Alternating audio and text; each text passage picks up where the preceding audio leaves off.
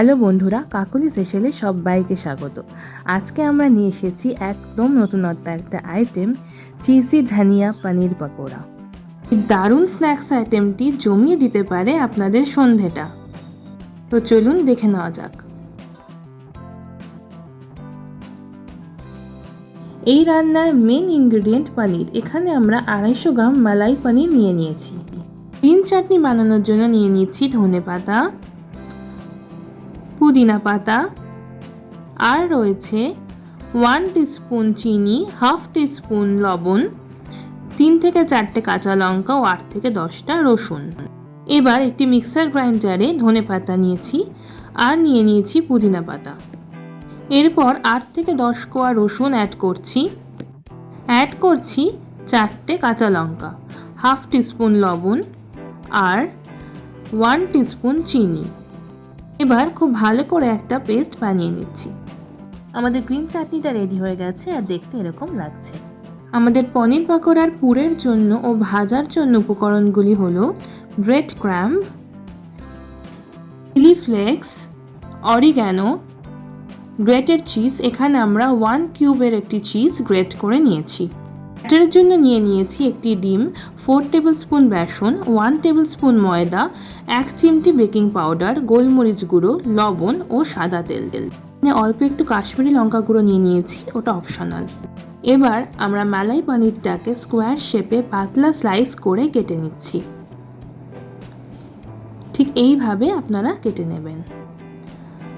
আর তারপর ওই পাতলা স্লাইসের মাঝখান থেকে সমান দুভাগে ভাগ করে নিচ্ছি। দেখুন এখন এরকম লাগছে।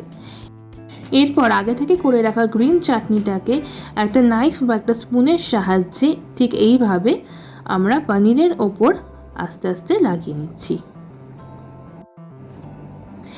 এবার দিয়ে দিচ্ছি আগে থেকে গ্রেট করে রাখা চিজ।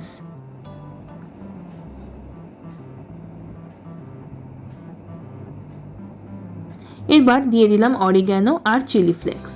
তারপর আরেকটা স্লাইস নিয়ে ওই স্লাইসের ওপর এইভাবে চেপে বসিয়ে দিলাম। আমাদের সবকটা পনিরের ভেতরই পুর ভরা হয়ে গেছে। দেখুন এখন দেখতে এরকম লাগছে। পনির এখন একদম রেডি ভেজে নেওয়ার জন্য। তার আগে আমরা আগে থেকে তৈরি করে রাখা ব্যাটারে পনিরগুলোকে নিয়ে কোট করে নেব। আমরা ব্যাটারের সাথে অল্প একটু জল মিশিয়ে একটু ডাইলিউট করে নিয়েছিলাম। পনিরের গায়ে খুব ভালোভাবে ব্যাটারটা কোট করে নিয়ে এরপর ব্রেড ক্রাম্ব দিয়ে আরও ভালো করে কোট করে নেব। দেখুন ঠিক এইভাবে হাতের সাহায্যে চেপে চেপে ব্রেড ক্রাম্বটা খুব ভালো করে পনিরের গায়ে সব দিকে লাগিয়ে নেব।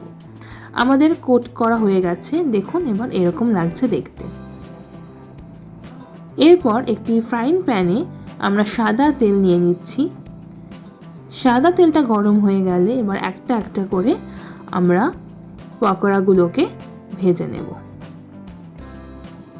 পকোড়ার একটা সাইড ভাজা না হলে উল্টাবেন না, তাহলে কিন্তু পকোড়ার গা থেকে কোটিংটা ছেড়ে যেতে পারে। দেখুন আমাদের একটা সাইড খুব ভালোভাবে ফ্রাই হয়ে গেছে। তারপর আমরা আরেকটা সাইড উল্টে নিয়েছি। অন্য সাইডটাকে আমরা আরও কিছুক্ষণ ভেজে নেব, যতক্ষণ না এরকম গোল্ডেন ব্রাউন কালার আসছে। ইন দ্য মিন টাইম আমরা পনির পাকোড়ার সাথে খাওয়ার জন্য একটা গ্রিন সস তৈরি করে নেব।